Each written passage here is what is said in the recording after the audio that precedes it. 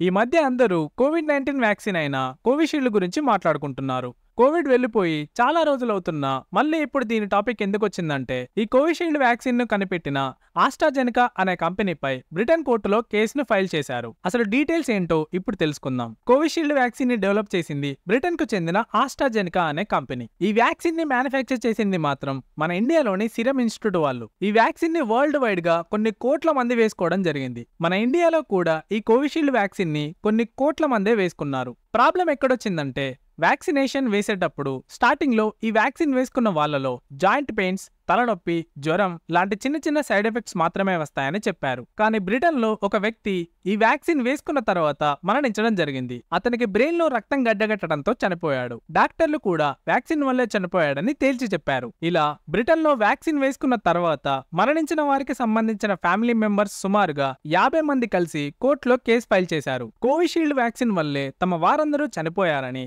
అందుకు ఆ వ్యాక్సిన్ తయారు చేసిన ఆస్ట్రాజెనెకా అనే కంపెనీ నష్టపరిహారం చెల్లించాలని కోర్టుకు వెళ్లారు. మొదట్లో ఆ కంపెనీ అందుకు ఒప్పుకోలేదు. ఆ తర్వాత 2024 ఫిబ్రవరిలో ఆ కంపెనీ కోర్టుకు సమర్పించిన నివేదికలో మాత్రం కొన్ని రేర్ కేసెస్లలో వ్యాక్సిన్ తీసుకున్న వాళ్ళలో టీటీఎస్ అనే ఒక అరుదైన వ్యాధి వస్తుందని, దాంతో మరణం కూడా సంభవించే అవకాశం ఉంటుందని ఆ నివేదికలో పేర్కొంది. దీంతో ఆ వ్యాక్సిన్ వేసుకున్న వాళ్ళందరూ చాలా భయాందోళనకు గురవుతున్నారు. అసలు నార్మల్ గా ఒక వ్యాక్సిన్ తయారు కావాలంటే దానికి మినిమం 10 సంవత్సరాలు, మాక్సిమం 20 సంవత్సరాల టైం పడుతుంది. అలాంటిది కేవలం 1 సంవత్సరం నుండి 2 సంవత్సరాల కాలంలో వ్యాక్సిన్ తయారవ్వడం, దానికి వెంటనే అప్రూవల్స్ రావడం, అలా తయారైన వ్యాక్సిన్ కి సరైన క్లినికల్ ట్రయల్స్ ని నిర్వహించకుండా ఏదో నామమాత్రంగా ట్రయల్స్ ని జరిపించి మార్కెట్లోకి వ్యాక్సిన్ ని తీసుకొచ్చారు. అలా వచ్చిన వ్యాక్సిన్ ని బలవంతంగా అందరికీ వేసే ప్రయత్నం కూడా చేశారు. సుప్రీంకోర్టు అయితే అందరూ వ్యాక్సిన్ వేసుకోవాలని, కాకపోతే వ్యాక్సిన్ వేసుకోవడం ఇష్టం లేని వారితో బలవంతంగా వ్యాక్సిన్ వేయించవద్దని చెప్పింది.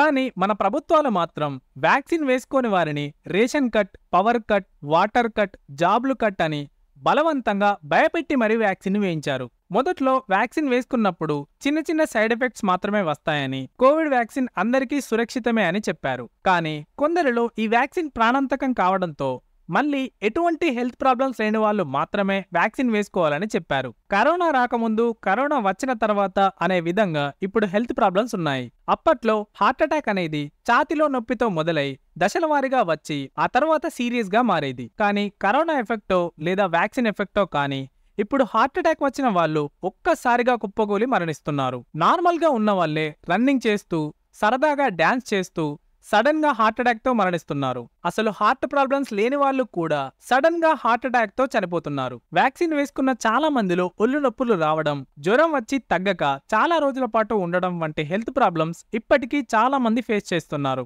కానీ డాక్టర్లు మాత్రం వ్యాక్సిన్ వేసుకున్న తర్వాత వచ్చే సైడ్ ఎఫెక్ట్స్ అనేవి కొన్ని రోజులే ఉంటాయని, ఆ తర్వాత అవి రావని చెప్తున్నారు. మీలో ఎవరు వ్యాక్సిన్ వేసుకున్నారు, ఎవరు ఇంకా వేసుకోలేదో కామెంట్ చేయండి. చూద్దాం ఎంతమంది వేసుకునే వాళ్ళు ఉన్నారో.